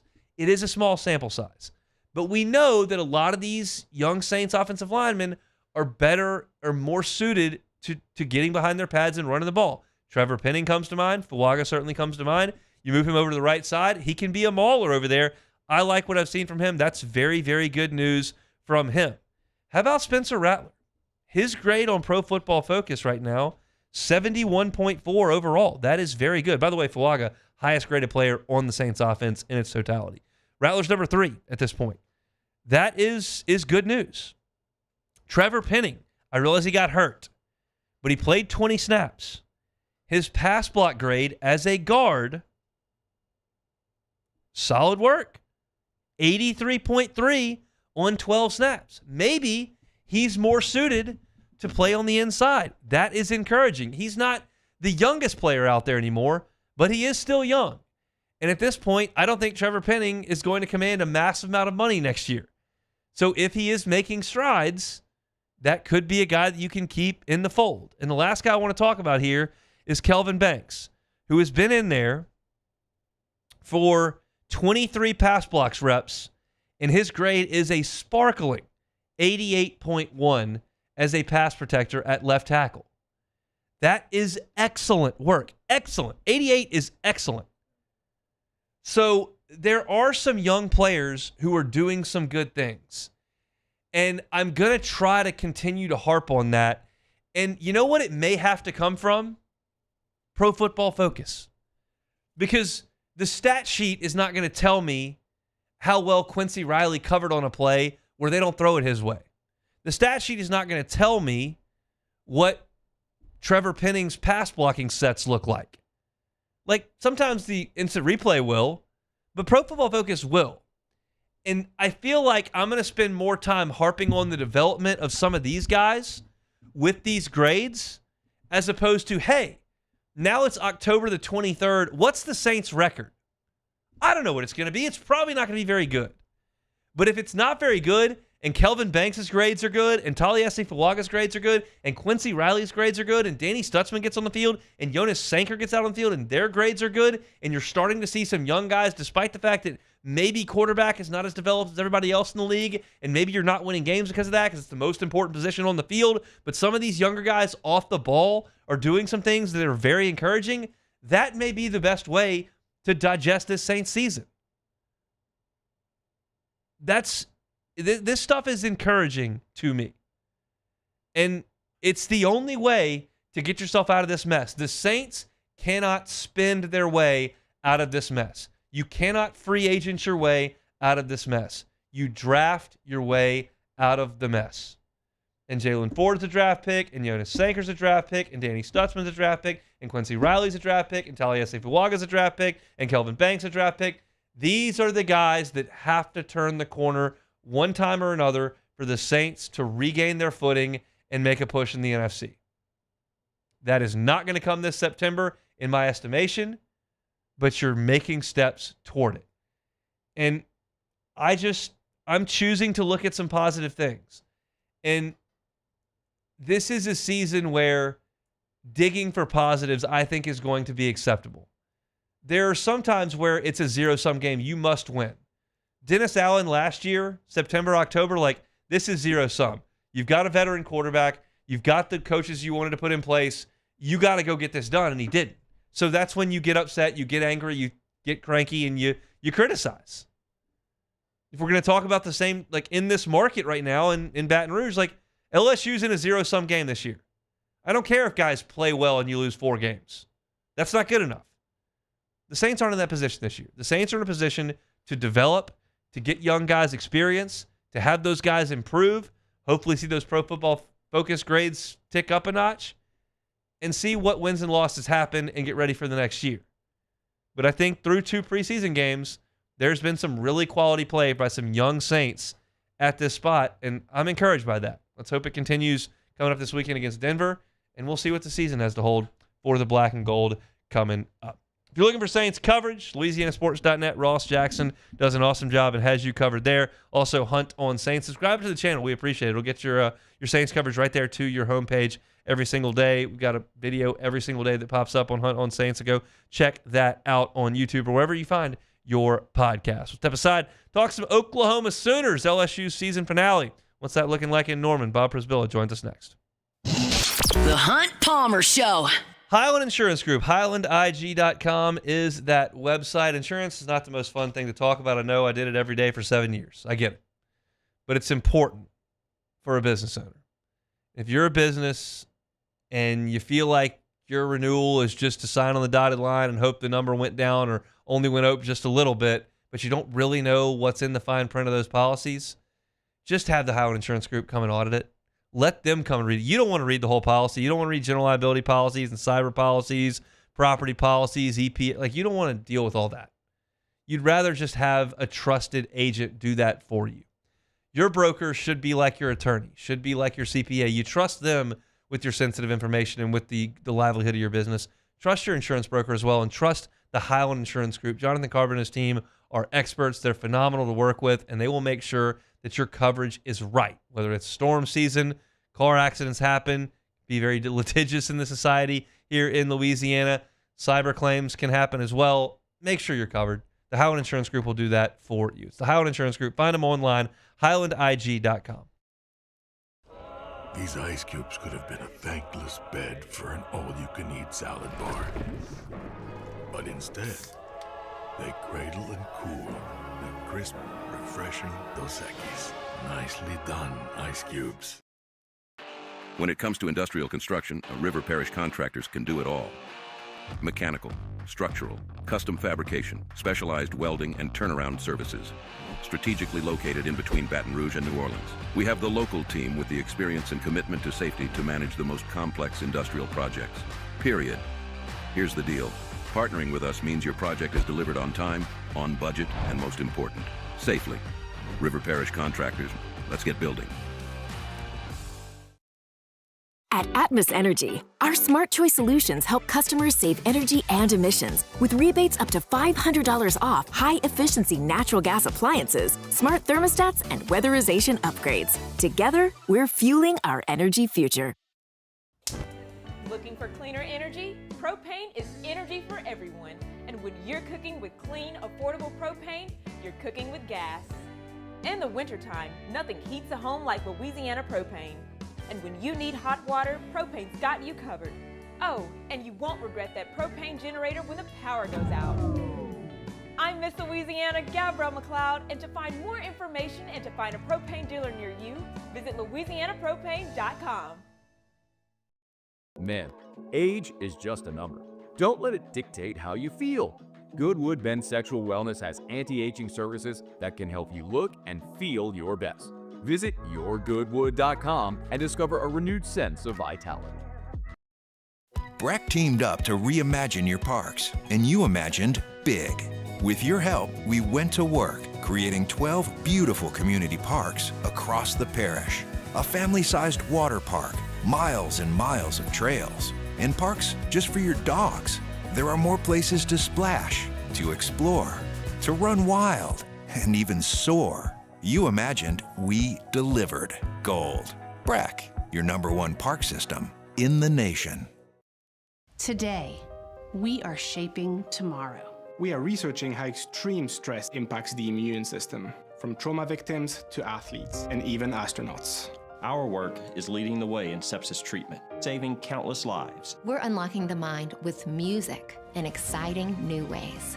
Our Lady of the Lake Health and LSU are improving the health of our state. That's the impact of champions. Imagine the impact we'll have on the future. Together, we roar. Hi, this is Beth Serena. Welcome to my pool.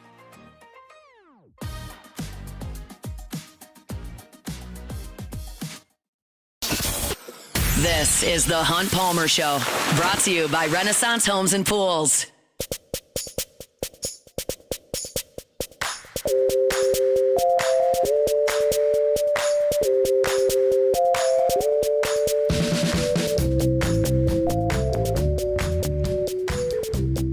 Wednesday show is brought to you by Renaissance Homes and Pools. Put the Saints talk in the rearview mirror. Let's switch back to SEC football. Year number 2 in the Southeastern Conference for the Oklahoma Sooners. Bob Przybylo covers the Sooners for Sooner Scoop. Good enough to give us a little bit of time here on the Jim's Firearms Hotline on this Wednesday. Bob, how are you?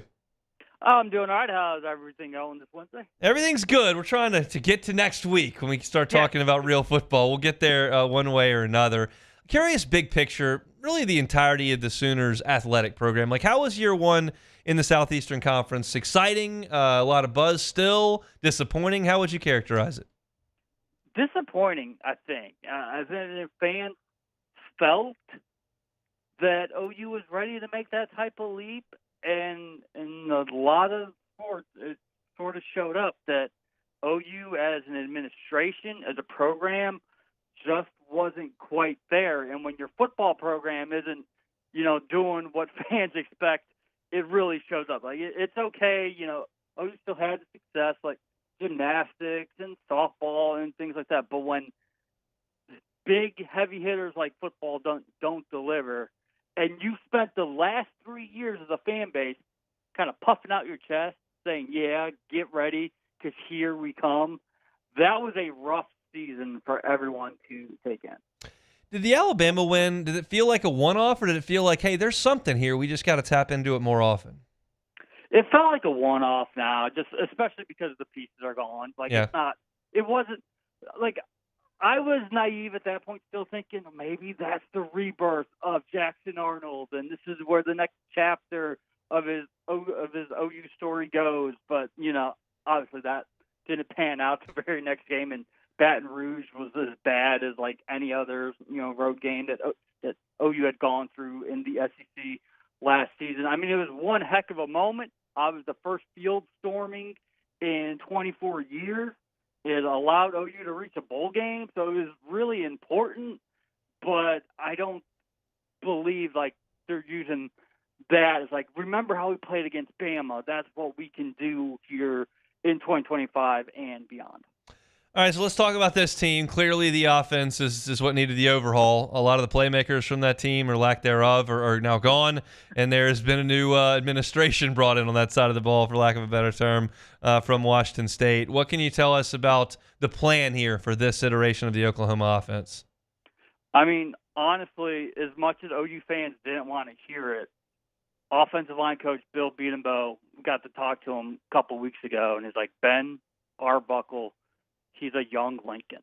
He's a young Lincoln Riley when he first arrived at OU in 2015 to turn around an OU offense that had been down in the dumps after so much was expected. And that's like just this type of energetic, type of offense, and just got people all rejuvenated, excited. I think one of the biggest challenges for Ben throughout the course of the last 8 months is if you were someone who was on this offense in 2024 and you were returning, was trying to get that confidence back up, because you just went through, as Brent Venables so eloquently said it time and time again, a historically inept offense in 2024, and you had to just try to put that in the rear view mirror and realize you can still do a lot of good things. You can still be like this dynamic playmaker, and I think Arbuckle had to spend, a lot of time with especially some of those young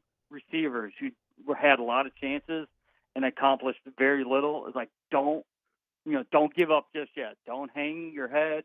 Don't hit the portal. There's still a lot of ball to be played. There's still a lot of plays that you're going to be able to make for us. So, I think he had to be as much psychologist initially before he could bring in that scheme and let John Mateer kind of teach those guys going along the way. So Mateer's going to run the show, going to be the quarterback there. Tell us what y'all have seen from him and kind of what his skill set looks like in Norman. The lazy comparison, but it's one that everyone here loves, is that he's Baker Mayfield 2.0 in terms of his personality, in terms of the way that he approaches the game. Obviously, we saw what he could do with his arm and with his legs last season at Washington State. So the big question is going to be, can that translate in the SEC? Can he be that same type of runner who almost goes for 1,000 yards and 15 scores on the ground going against these type of defenses week in, week out? He immediately became the face of the program, the leader in the locker room. I think it might have taken him like a couple of weeks to realize, what? Even though I just showed up, I've got to be the guy. This has got to be my team, and he's done everything right off the field in terms of trying to do just that, including yesterday. He's the beats by Dre. He's one of the 9 guys that got that deal, and he ends up giving a pair to every single player. It's like, that's who Mateer is. That's what he just keeps on doing time and time again to show that he's not afraid to understand that even though he's only been here, less than a year, this is his team, and this is what is expected when you're the quarterback at a place like OU. Big addition at running back as well. Do you feel like it's a run-first offense, or is it everything go through Mateer? I think it still goes through John, but no doubt Jaden Ott was interesting, because when you hit after the spring practice, no one here locally was circling running back as a spot that OU had to attack in the transfer portal. We're looking at receiver, you were looking at tight end, you were looking at cornerback. No one thought the running back room needed a vast upgrade. Like, you had a lot of experience coming back. You had some young guys that you were hoping would kind of grow up, develop. And here comes Jim Nagy in with his general manager mindset, and he's like, I love Jaden Ott. Let's see if we can try to make this happen. And, Ott had a little bit of a shoulder issue the last couple weeks. He did return to practice last Saturday. He should be good to go. I mean, after all the injuries that OU suffered in 2024, the cautious approach, like almost beyond cautious approach this entire month of preseason camp, of just trying to make sure all these guys are going to be ready to roll come August 30th. It's just like wrapping them up in bubble wrap, if there's any sort of issues at all. But Ott should be ready. And, I mean, when we got to see him initially that first week of practice, and I kept thinking, you're going to need him for the speed and the home run hitter, and then you'll need someone bigger. No, Ott is just as big as like any change of pace that you might want. He does feel like one of the best all-around backs that's been in Norman in a long time. Bob Przybylo is our guest. He's staff writer and editor for Sooner Scoop, also co-host Franchise Oklahoma 9 to 11 a.m. Let's talk about the defense. Statistically, Oklahoma's defense was very good last year. They just got no help at all. What is back off of that unit, and how good do you expect them to be? I'll add as an aside, folks in South Louisiana very happy with Danny Stutzman so far at the Saints training camp. There you go. I mean, and that's exactly what kind of OU is hoping for. And I love that Brent Venables is officially, saying I am the defensive coordinator. I mean, it was like the running joke of the last 3 seasons. Like, why are we saying Ted Roof is the guy or Zach Alley is the guy?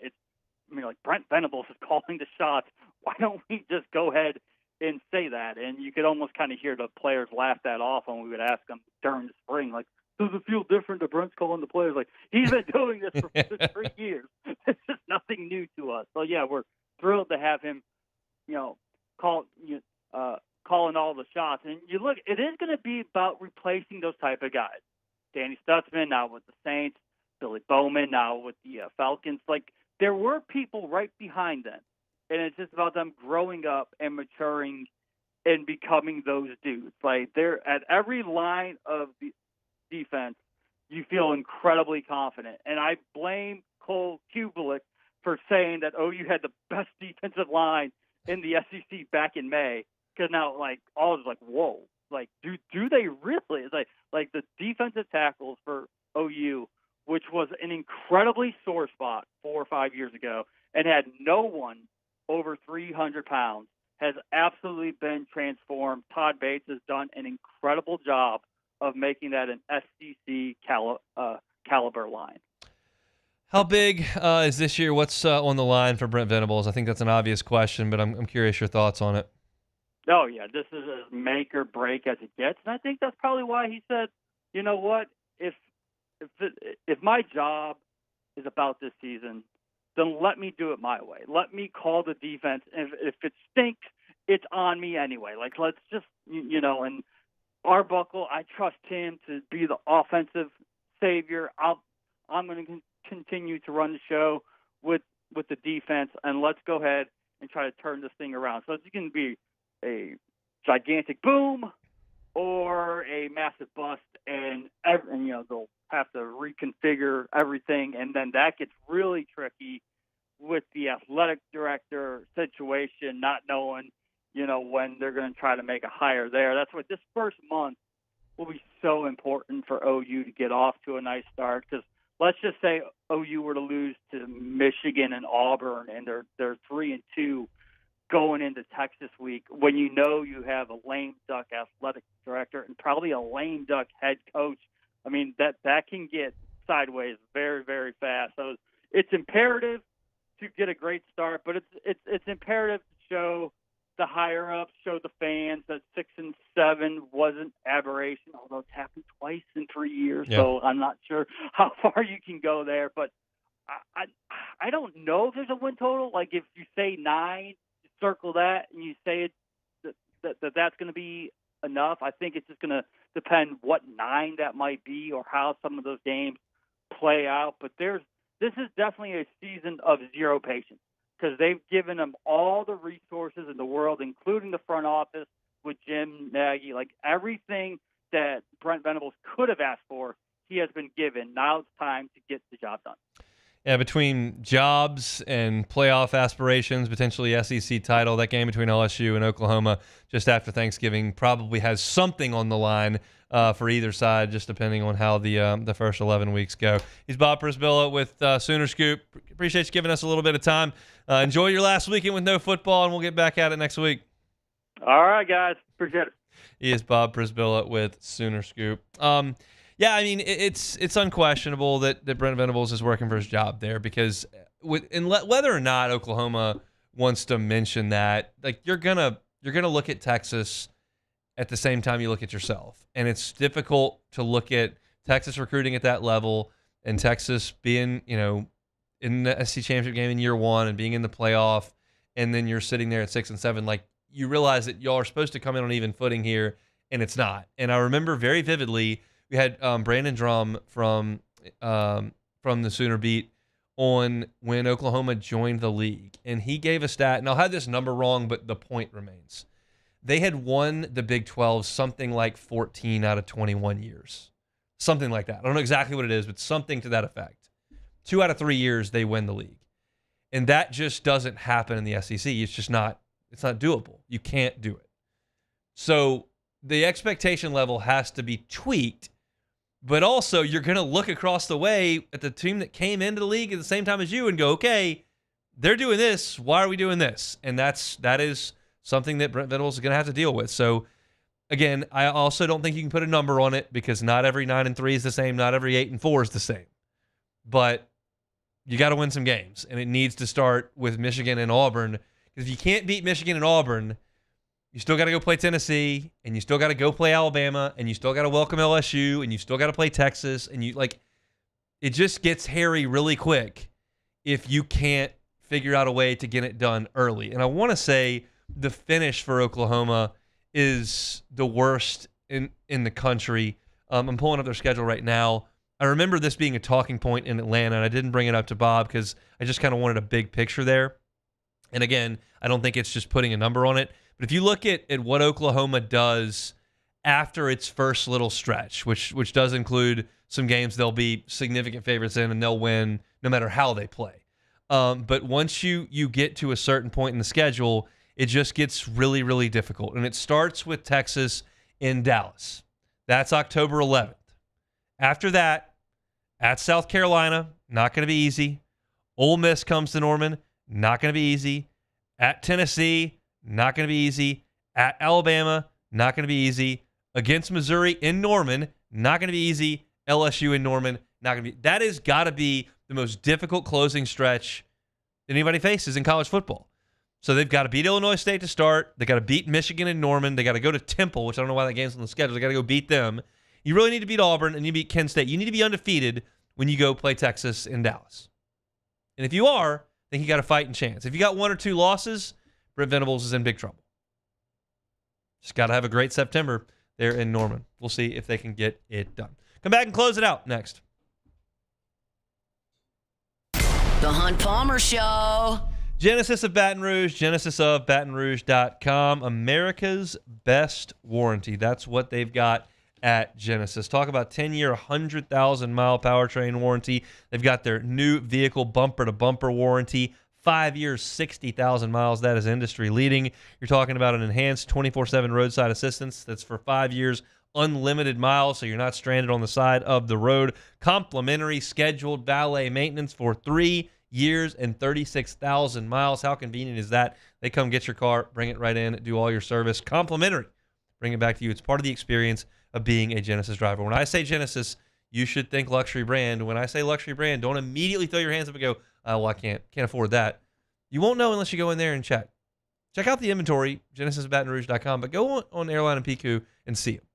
Go see my friends at Genesis. You will be blown away with the customer service, the line of vehicles, and everything that comes with being a Genesis driver. It's Genesis of Baton Rouge. Find them online, genesisofbatonrouge.com. Flight by Yingling is raising the bar by crafting the next generation of light beer.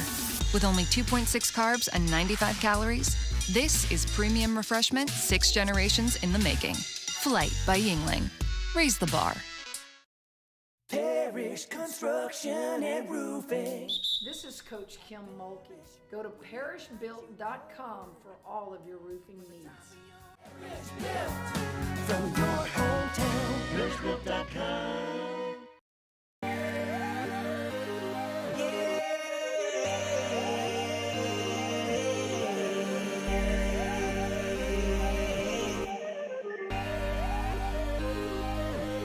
You gotta believe in a dream.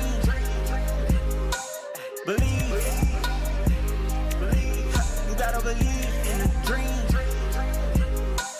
Believe. You gotta believe. My whole team on wild.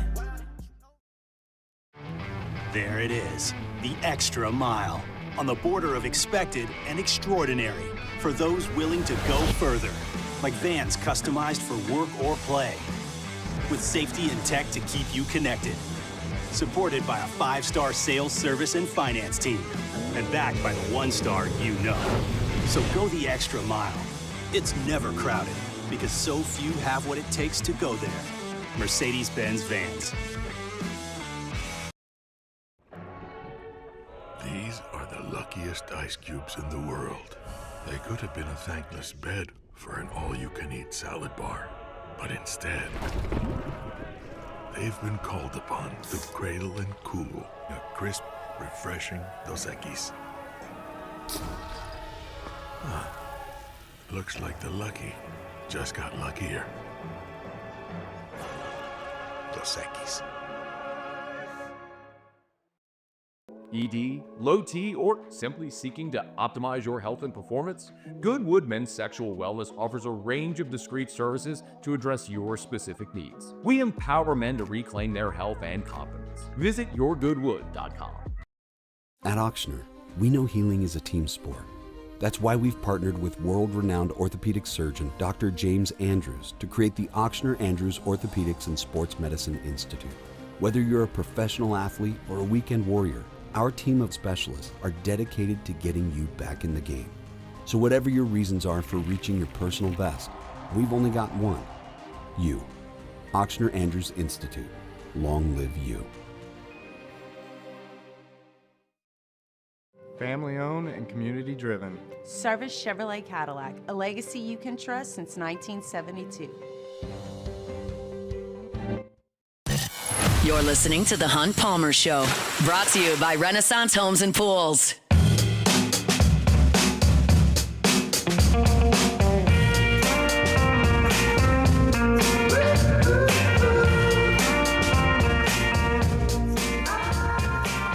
I feel like this week has been dragging a little bit. It's the last week with no real football. I understand getting geeked up for Farmageddon. It is a Big 12 game. It is real football teams. I understand. I'll probably watch it, quite honestly. But it's not a full slate. LSU's not playing. The Saints aren't there yet as far as real games. Like, it is still kind of a fake football weekend for me. Next weekend, not fake. This week, kind of fake. So you're trying to just slog through this last week, and then once we get to Monday of next week, Brian Kelly press conferences, like, we're ready to roll. Got to get through this week, and I feel like it's dragging a little bit. But it's more than halfway over, which is a good thing. We got one thing to do today. That's take it or leave it. Take it or leave it. Take it or leave it. Presented to you by Flight by Yingling, the next generation of light beer, crafted by America's oldest brewery. Today's hottest stories in sports, news, and sometimes even Hunt's life. The question is, will he take them or leave them? You know, Yingling is America's oldest brewery. Still family owned and operated. Go to yingling.com. Go check out their website and go look at our team, the executive page. Everybody's last name is Yingling. They're still right there in the family.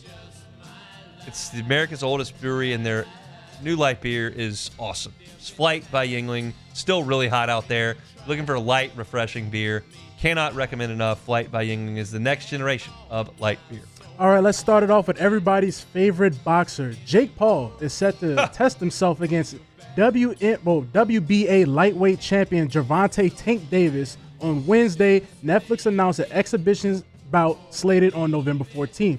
This will be Paul's biggest test in his boxing career. Tank is 30-0-1 as a pro with 28 knockouts. Will Paul beat the lightweight champion? Take it or leave it. Leave it. And I do not care. Like, boxing is so dead. Boxing's biggest draws now are Jake Paul. Are YouTube celebrities, fighting guys. Like, this is a joke. It is. Give me the heyday of the heavyweights going to work in Vegas. This is a built for Netflix special. There's no chance I'm watching. And it's sad to see. No way. This is what Gervonta Davis is doing. It's sad in his prime. I would watch College World Series highlights on YouTube before I turned on that. Oh, yeah. And look. I just cannot believe that this is where we at with Jake Paul, is that he is like the biggest draw in boxing. He's very rich. Can't believe it. So Future Saints quarterback maybe. Arch Manning insisted that he's not plotting on how long he will stay at Texas or when he'll enter the NFL draft. This is because his father told the Texas Monthly Magazine that he will be a Longhorn through the 2026 season.